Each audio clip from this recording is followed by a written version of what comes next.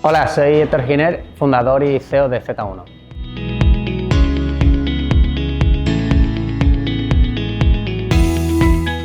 Z1 es un estudio de creación de productos digitales, plataformas web, aplicaciones móviles, pero principalmente trabajamos desde cero con equipos fundadores a definir la estrategia de producto, la experiencia de usuario y la estrategia tecnológica para crear estas experiencias desde cero y hacerlas crecer hacia la estrategia de lanzamiento.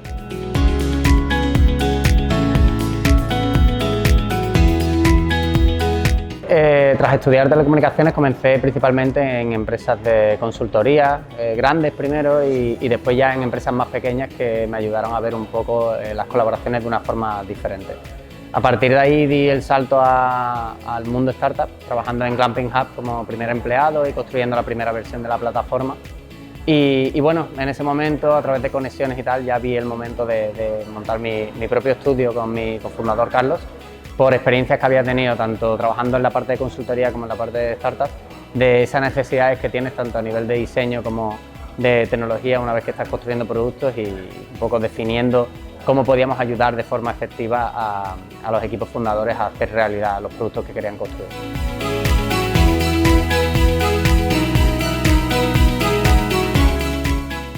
Principalmente buscaba la libertad de tomar decisiones, de definir estrategias, de definir un camino y sobre todo de aportar valor al mercado de una forma diferencial, ¿no? Al final cada uno tenemos nuestra visión de cómo colaborar con los demás, de qué valores aportar y eso fue sin duda lo que más apetecía, ¿no? En aquel momento. Vimos la oportunidad y la verdad que todo fue como una convergencia perfecta en un momento determinado.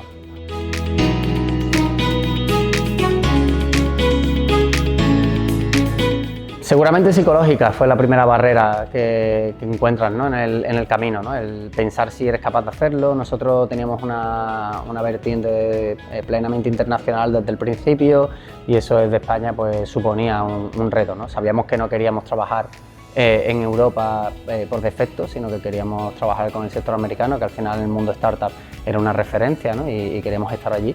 Y evidentemente al principio siempre tienes dudas de si estás a ese nivel, si puedes aportar ese valor y si estás básicamente para poder jugar en esas reglas de juego, ¿no? Entonces sí que fue una barrera, pero bueno, en realidad con un poco de descaro y la pasión que se tiene al principio, pues poco a poco fuimos superando los obstáculos y ya esa barrera se derribó.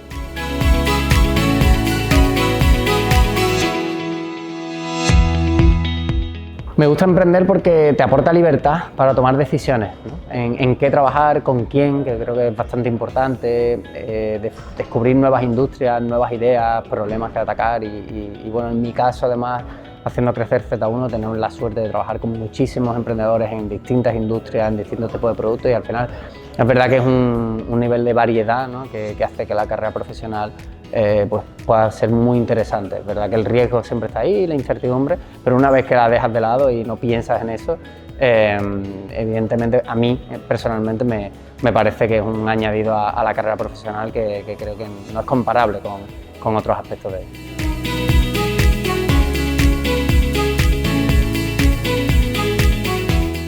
El emprendimiento tecnológico parte con un dinamismo quizás que es diferencial, ¿no? En cómo se toman las decisiones, cómo se definen las soluciones, cómo se ataca el mercado, ¿no? Y eso es verdad que bueno, también por las mismas redes de distribución que tenemos de herramientas, ¿no? Como puede estar pasando con inteligencia artificial ahora mismo o otras que vimos en otros momentos, hace que todo sea mucho más rápido, más dinámico y que se puedan tomar decisiones mucho más rápido y sobre todo ver resultados mucho más rápido, ¿no? A mí una parte que me parece diferencial es la capacidad de experimentación a la que se puede llegar, ¿no? El cómo puedes hacer pruebas, obtener resultados rápidamente y en base a eso tomar decisiones, ¿no? Y es verdad que eso también se puede hacer en empresas tradicionales, pero entiendo que con una falta de dinamismo que a veces hace que sea un poco más costoso, ¿no? Pero bueno, también tiene sus inconvenientes el trabajar siempre en tecnología, que son elementos un poco más intangibles y que a veces también supone otro tipo de retos.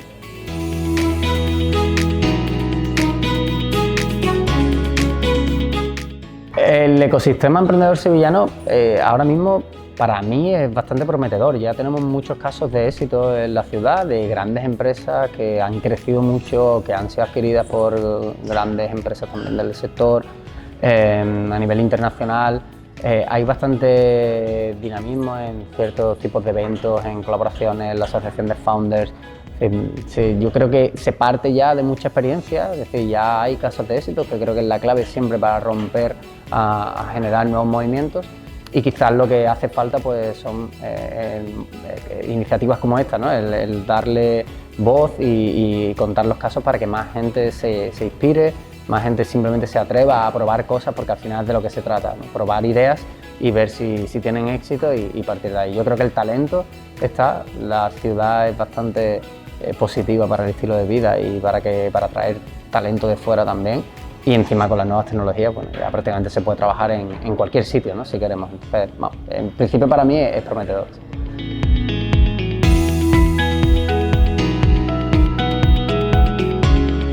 Yo mejoraría quizás la propia filosofía del emprendimiento en sí mismo, ¿no? La tradición en Sevilla quizás ha estado más en el ámbito de ingeniería más pesada y eso también es bueno.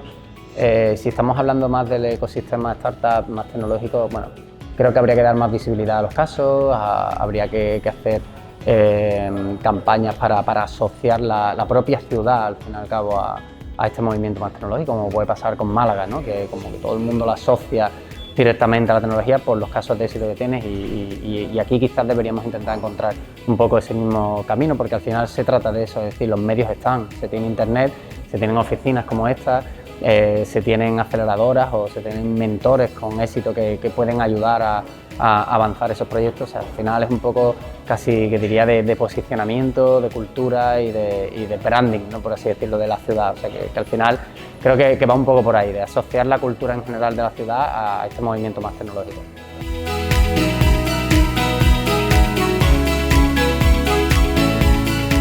Decidimos emprender en Sevilla, bueno, éramos de aquí y es verdad que teníamos la oportunidad de trabajar fuera y de hecho gracias a esos contactos que tenemos para trabajar fuera un poco es el nacimiento de Z1, ¿no? De tirar de esos contactos para intentar encontrar esas oportunidades, pero es verdad que sentíamos que queríamos generar algo de impacto aquí, ¿no? Un poco por lo mismo que contaba sobre la cultura de la ciudad. Entonces, bueno, vimos que la tecnología nos lo permitía, que podíamos trabajar desde aquí, evidentemente con ciertos retos que superar, pero es algo que queríamos hacer a nivel cultural y generar ese cambio, aunque fuera minúsculo, ¿no? Comparado con otros cambios más importantes, pero sí es cierto que lo tuvimos desde el principio. De hecho, la empresa siempre ha tenido la base, digamos, aquí en Sevilla, además con este espacio Magma, que también es otro de los proyectos que tenemos y que queremos que también impacte a través del diseño ético.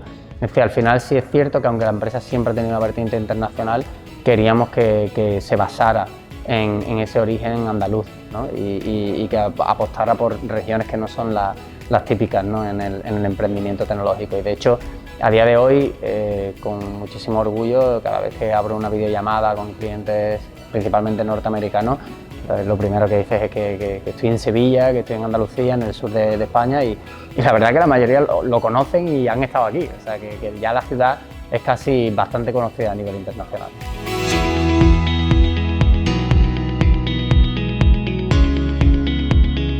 El consejo que daría a alguien sería, bueno, principalmente buscar más que una pasión, una obsesión en algún tipo de problema. O sea, casi siempre se descubre a través de la carrera profesional en sí misma, ¿no? Problemas que te vas encontrando y que hay momentos en los que decides que quieres arreglarlos, ¿no? Entonces, eso puede ser uno de los puntos. Otro puede ser el mismo punto que comentábamos sobre la libertad, el decir, oye, si de verdad quieres tener una cierta flexibilidad y quieres apostar por ti mismo, pues bueno, también el emprendimiento es ese camino. Pero sobre todo, bueno, creo que hay que apostar por uno mismo, hay que tener confianza en que se puede conseguir, porque va a haber muchos más noes que síes, muchos más experimentos que fracasen que los que tengan éxito, y que al final se trata de eso, se trata de experimentar, se trata de probar cosas, se trata de escuchar al mercado, de tener datos y de tener suerte. Y para tener suerte al final lo que hay que hacer es probar muchas cosas y esforzarse para probar las máximas posibles y tomar buenas decisiones.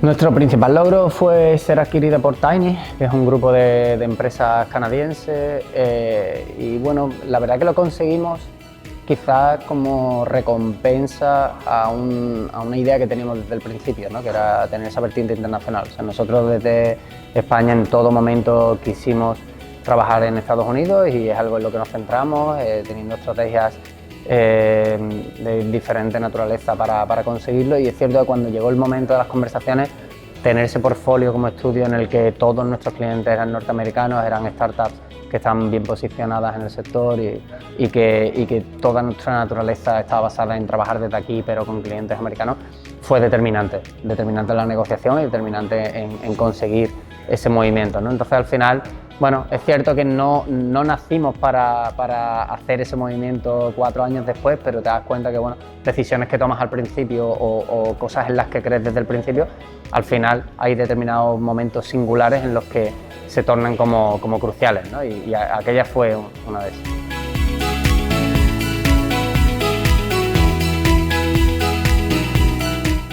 Bueno, anécdotas interesantes. Nosotros, como trabajamos con muchos emprendedores y emprendedoras alrededor del mundo, es como que tenemos acceso a las tendencias desde antes que sucedan, ¿no? Vamos viendo como que estos equipos nos llegan y vemos ciertas correlaciones de tipos de productos, ¿no? Por ejemplo, ahora pues hay muchísima gente intentando montar productos de inteligencia artificial, como en su momento eran de cripto, como también de fintech, ¿no? Entonces al final es verdad que es interesante el cómo ya llegamos antes de tiempo a esas tendencias por todas las conversaciones que tenemos, ¿no? Y casi que nos resulta redundante el cómo muchas ideas se parecen unas a otras, ¿no? Y bueno, quizás es una de las grandes ventajas de trabajar en un estudio, ¿no? Respecto a una empresa de producto, y es el hecho de que accedes a un montón de mercados y a un montón de tipos de clientes.